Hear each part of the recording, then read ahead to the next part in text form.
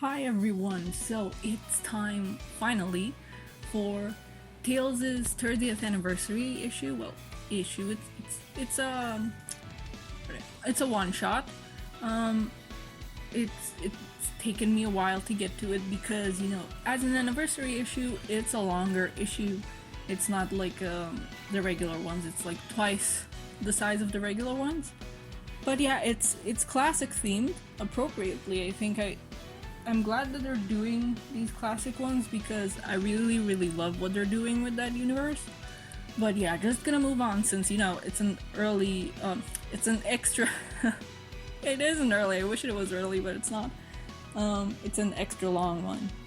But yeah, the cover section, I like these covers. And like, what's not to love? It's classic Tails. I really love the online exclusive one, which is drawn in the style of the old cover art and posters and stuff. The only one I'm not that fond of is the one that only has Sonic on it.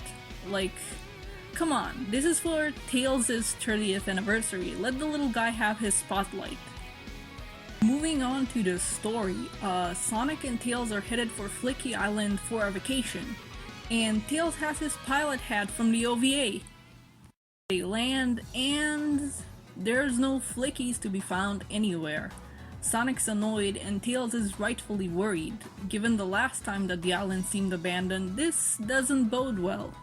There's crystallized plants and rails around and Tails figures out that the island has been attacked by Witchcart. I don't think she had crystal magic in Tails' Sky Patrol, so maybe this is something they've managed to bring in over from Archie. Okay, so this isn't a comic retelling of Tails' Sky Patrol, but it's an event that has already happened, and this is about to be Tails' second encounter with Witchcart and her minions. He retells the story to Sonic, who wasn't present for that game, so he's the perfect character to give this exposition to. It's fair, I don't think people that aren't hardcore fans know about Tails' Sky Patrol, so this is like a nice little exposition for them. For the second time this issue, Sonic zooms off before Tails can finish his sentence. There's a little nod here to Sonic Adventure 2 and the soap shoes as Sonic wonders if he could balance on the rails and how he might need special shoes for it, noting that he'll give it a shot one day. And then we see the Witchcarters. This is their first appearance since the Archie comics where they had modernized designs. In the good old days, before we had a dumb classic and modern split. Here they're brought back to their classic designs, of course, with adjustments like their shoes and stuff, because in the game itself we never saw their sprites outside of their little vehicles. So there's some adjustments to them, but they fit in so well that you couldn't tell that anything is like changed or anything's been designed in the modern time, like 30 years later. But yeah, these Tails' 30th anniversary classic comics, the not just Tails' 30th anniversary classic comics keep being like delightful treats and bringing back characters like this. Sonic's last year saw the return of the Hooligans and Mighty and Ray, and now we get Witchcart and the Witchcarters. While not as beloved as the Hooligans and Mighty and Ray, I think there's still people that miss these characters, especially after the Archie comics brought them back and led to more people finding out about them. They were present very briefly, sadly, before that comic's cancellation, but they were still fun from what little brief glimpse we got at them. I know I ended up wanting to see more of their story, which sadly never came to be and never will come to be, but I'm glad to see them used again. Sonic starts to fight the Witchcarters, but then Witchcart herself shows up and traps him within a crystal. So far, the Witchcarters are only somewhat like their Archie versions. Hawkwolf is a bit zany and laughy, Berenger is the angry one, and Karosha is pretty aloof. And while Witchcart still gets her crystallizing magic, this version of her only speaks in rhymes, much to Sonic's dismay. But yeah, like I said, I'm pretty sure that she didn't have crystallizing magic in the game, So this is something they managed to bring over from Archie, which is good. I think that was neat. I think in the game she only like flung generic like bullets, ball bullets at Tails. So this is nice. This helps along in the visual medium that isn't just teeny tiny sprites from the 90s. Tails sees all this and spends a bit of time worrying and lamenting over Sonic not having listened to him and waited so they could beat the Witch Carters one by one instead of trying to take them all on at once. But then when he sees the saddened Flickies, he gets determined to beat the Witch Carters again and save everybody. We already knew that the events of Sonic 3D Blast had already taken place before this comic, but now we know that the version with the special stages that you need to find Tails and Knuckles for to get them are also canon. In this case, it being that the two of them were actually helping to find the Chaos Emeralds.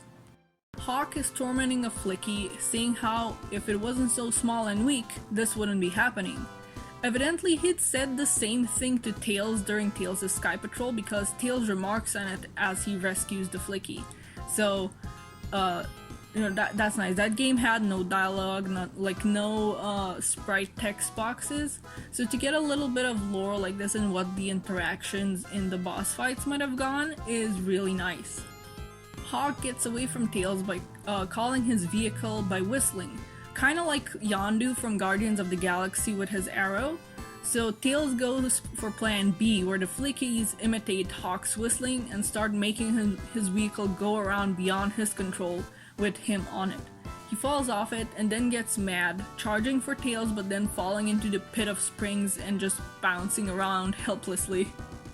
Tails has a multi-layered plan, and part of it involves grabbing some tech from Hawk's vehicle.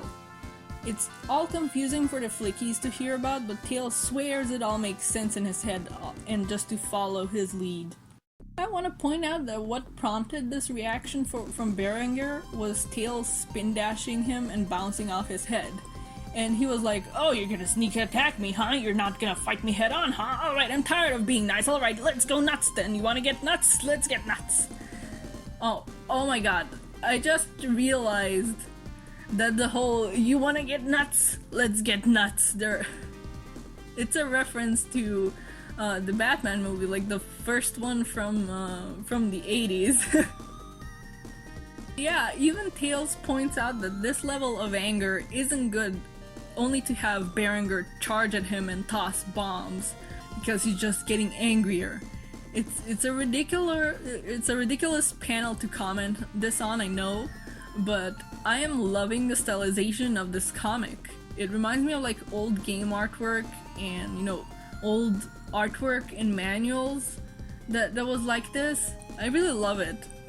Once again, Tails get the Flickies' help and they swarm Berenger, make him angry, and he basically road rages his way into a trap, getting sent through the pipes in Gene Gadget Zone and into a chemical container that looks like it's forbidden orange juice.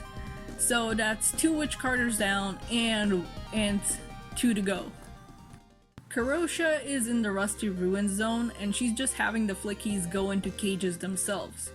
If they try to run away, she just straight up fires one of her Carrots missiles at them to bring them down. I like this version of Karosha more than the depiction in Archie, honestly.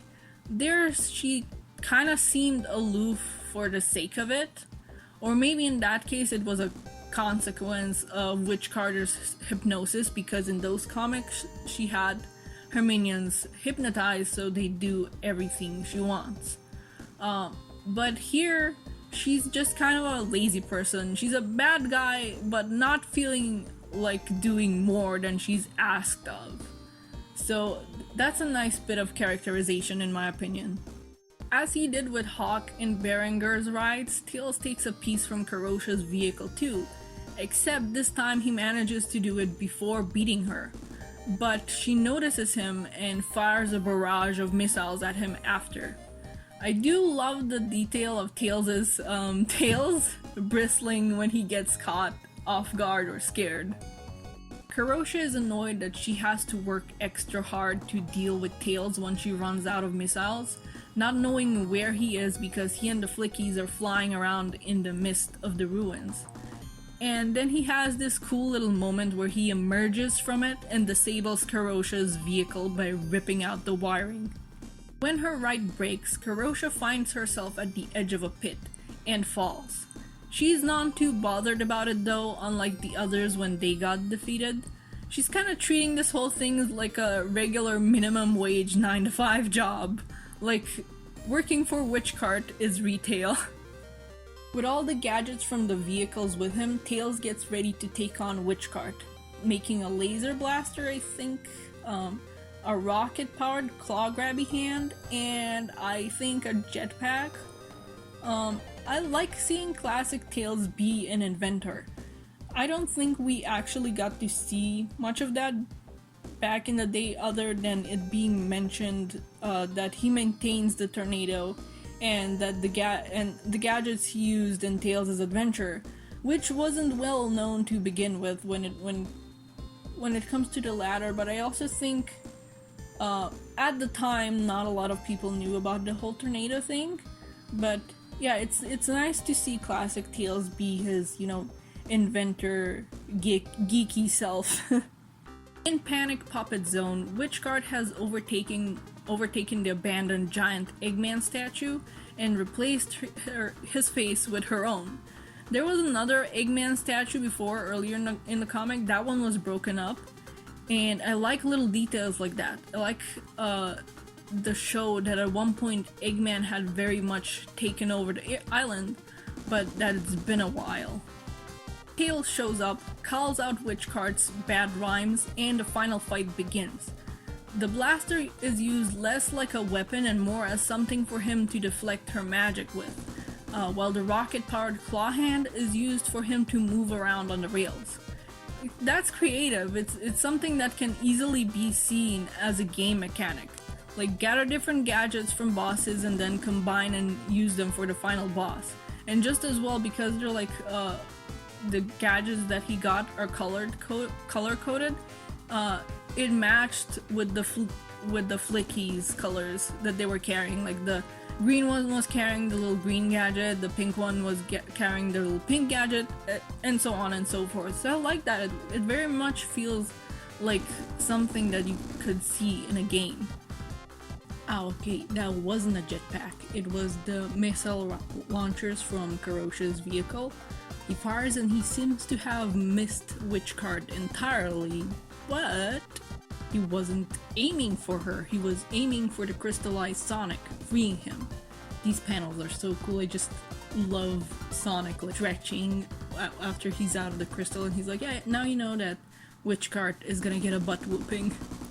She tries to trap Sonic again, but he's ready for her this time, messing around while avoiding her shots, as he does.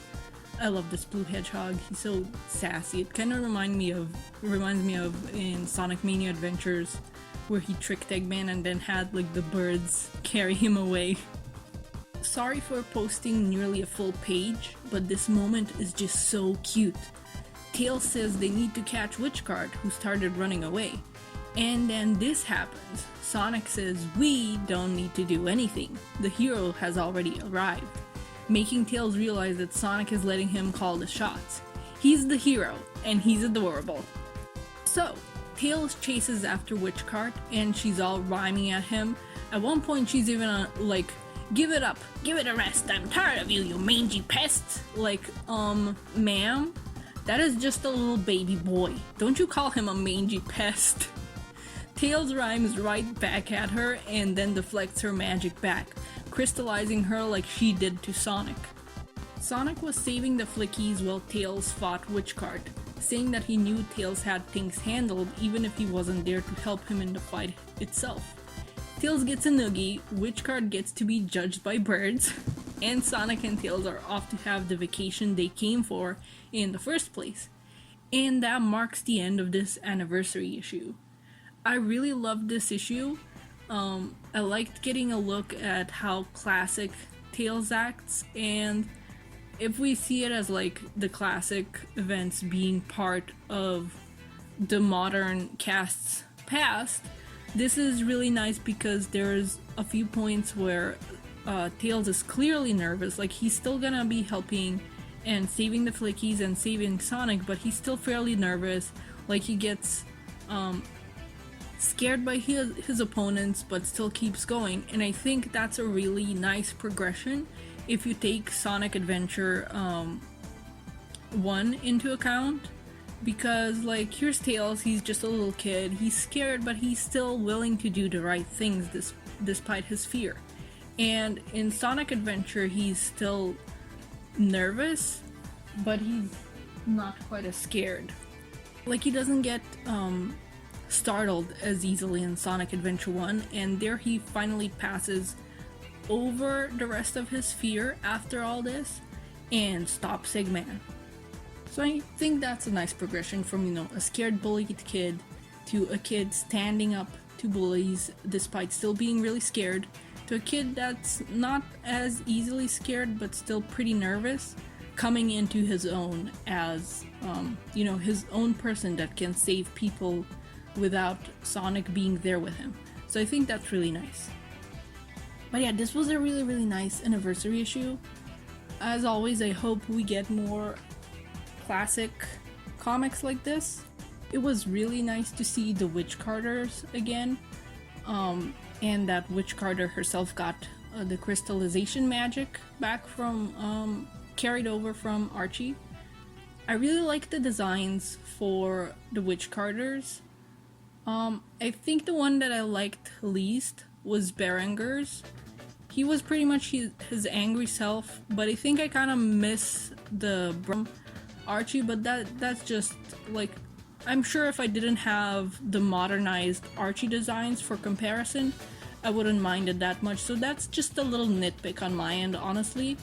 But yeah, it was really nice. I think the stuff after this, you know, there's like editorial and they're writing about how they made the comic, and they mentioned that they got special permission to bring back the Witch Carters just this once for the comic.